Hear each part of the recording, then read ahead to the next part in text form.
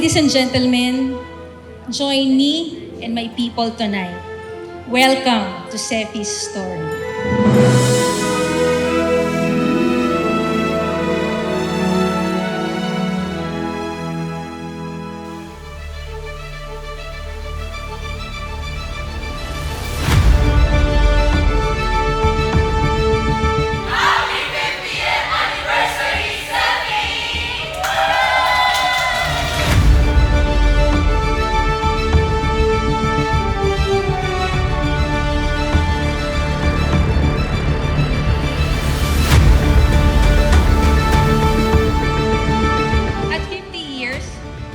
Sefi remains fiercely committed to fulfill its core functions of instruction, research and community service, and produce alumni who will share in building a just, stable, and humane society.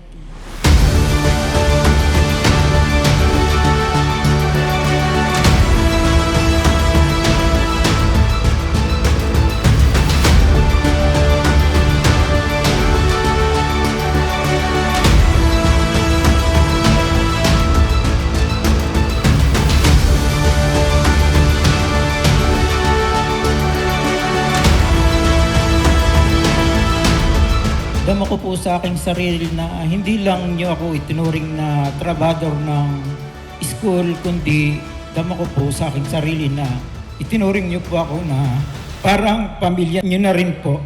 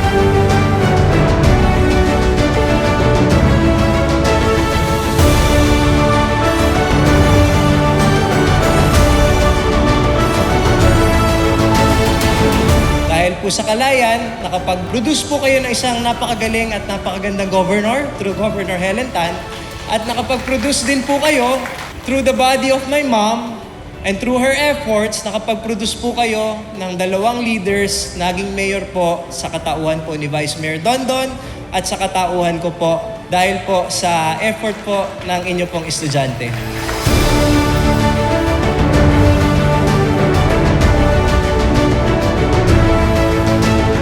I am what I am today, partly because the Kalayan Educational Foundation has always been true to its mission of developing holistic, self-fulfilling, and productive citizens, actively engaged in national and international development, imbued with the values of honor, scholarship, and service, deeply committed to raising the quality of man's life.